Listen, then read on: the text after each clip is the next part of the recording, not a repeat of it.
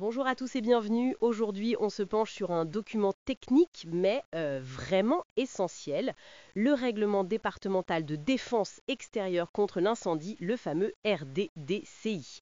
Il vient d'être mis à jour en Vendée. Alors après 7 ans avec l'ancien texte, qu'est-ce qui change vraiment? Pourquoi c'est important pour la sécurité, pour les communes? C'est ce qu'on va essayer de comprendre ensemble. Allez, on regarde ça de plus près. Pour commencer, un petit rappel peut-être. Ce RDDCI, c'est quoi son rôle exact? Oui, alors pour faire simple, c'est la Bible technique et juridique pour le S10, donc les pompiers, et puis pour les maires, les élus locaux.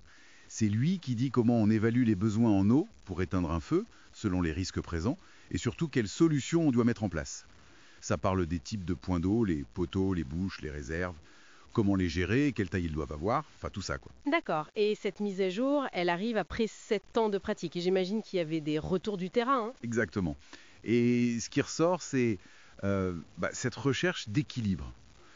D'un côté, il faut une défense incendie qui soit vraiment efficace, adaptée aux risques qu'on a identifiés, mais de l'autre, on a une ressource en eau qui n'est pas infinie, et puis il y a la question des coûts pour les collectivités. Donc toute la mise à jour, elle essaie de trouver ce point d'équilibre, être plus pragmatique peut-être. Justement, ce pragmatisme, on le voit où concrètement? Il y a des exemples de changements? Oui, il y en a plusieurs. Un qui est assez parlant, c'est l'introduction d'une tolérance sur le débit des hydrants. En gros, une marge de 10%. Si un poteau doit donner 30 mètres cubes par heure, s'il donne 27 mètres cubes, maintenant c'est accepté. Ah oui, 10%. Ça peut paraître peu, mais j'imagine que ça concerne pas mal de points diff. Ah oui, on parle d'environ 1200 points d'eau sur le département. Donc ça évite parfois des travaux coûteux pour juste quelques mètres cubes par heure. D'accord. Et il y a autre chose dans cet esprit. Oui, les possibilités d'exonération de défense incendie. Avant, c'était très limité, souvent pour des bâtiments agricoles très isolés. Là, ça a été un peu élargi, mais attention, hein. Oui, j'imagine qu'il y a des conditions strictes. Ah oui, tout à fait. C'est pas porte ouverte. Il faut toujours une analyse de risque du SDI qui valide qu'il n'y a pas d'enjeu humain important, que le bâtiment est isolé, faible surface, faible valeur économique. On reste sur des cas très spécifiques, mais ça reflète une adaptation à la réalité du terrain, basée sur l'expérience. Cette tolérance de 10% sur le débit, même si c'est pragmatique, est-ce qu'on ne prend pas un petit risque quand même? La sécurité incendie, c'est sensible. C'est une question légitime, oui. Mais cette marge, elle a été calculée pour rester dans des limites de sécurité considérées comme acceptables. L'idée, c'est d'éviter des investissements disproportionnés, surtout sur des réseaux un peu anciens où gagner quelques points de débit peut être très compliqué. Et il faut voir ça en parallèle d'autres choses. Le règlement acte aussi que le S10, lui, peut mobiliser plus d'eau qu'avant en cas de gros sinistre. On passe d'une capacité maximale théorique de 480 à 720 mètres cubes par jour pendant 2 heures. Donc les moyens des pompiers ont aussi évolué, c'est cohérent. D'accord. Donc plus de flexibilité d'un côté, mais aussi une capacité de réponse accrue de l'autre. Et au-delà de ça, il y a des règles plus précises pour certains types de bâtiments ou de zones. Exactement. C'est là qu'on voit l'affinage.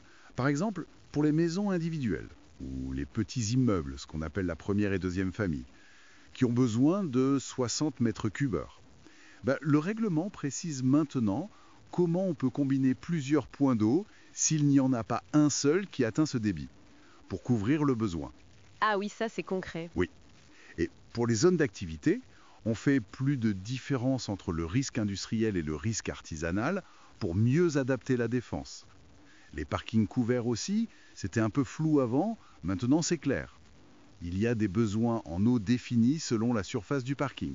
Et j'ai vu passer une distance maximale aussi, 800 mètres. C'est ça. Pour qu'un point d'eau soit considéré comme protégeant un bâtiment, il doit être à moins de 800 mètres. Ça fixe une limite claire, notamment pour les nouveaux permis de construire, les nouveaux aménagements. C'est intéressant parce que ça touche directement les projets futurs. Tout à fait. La logique derrière tout ça, c'est vraiment d'affiner les règles pour qu'elles collent lieu au risque réel de chaque situation. On se rapproche aussi des guides nationaux, comme le guide des neufs pour l'industrie, et surtout, le règlement pousse à des solutions un peu plus intelligentes, plus collaboratives. C'est-à-dire? Par exemple, encourager la mutualisation des points d'eau entre communes voisines. Ou même regarder si on peut utiliser des réserves d'eau pour l'irrigation agricole, si techniquement c'est possible et fiable. Ça rejoint à la démarche de co-construction des schémas communaux de défense incendie qui a été lancée pour que les élus locaux soient vraiment partie prenante. Bon, alors si on essaye de résumer, qu'est-ce que tout cela signifie au final à cette révision du RDDCI en Vendée, qui était validée par le préfet après pas mal de consultations, j'imagine? Oui, une large consultation. Elle dessine une stratégie de défense incendie qui se veut plus précise, peut-être plus flexible aussi, qui essaye d'optimiser les ressources et qui mise sur la collaboration. C'est exactement ça, c'est tout l'enjeu. Il faut constamment adapter nos outils pour garder un haut niveau de sécurité. Les risques voulus, les techniques aussi, et on doit faire avec les contraintes d'aujourd'hui. La gestion de l'eau qui devient cruciale, les budgets qui sont ce qu'ils sont, l'environnement. C'est un exercice d'équilibriste en fait, mais un exercice nécessaire. Et pour finir, peut-être une petite question pour ouvrir la réflexion. Si cette approche, disons, pragmatique, qui ajuste les règles de sécurité en pesant le risque, le coût, la ressource disponible, si ça marche pour la défense incendie, est-ce que ça ne pourrait pas inspirer d'autres domaines, d'autres secteurs de l'action publique où on doit aussi jongler avec des ressources limitées face à des besoins importants ?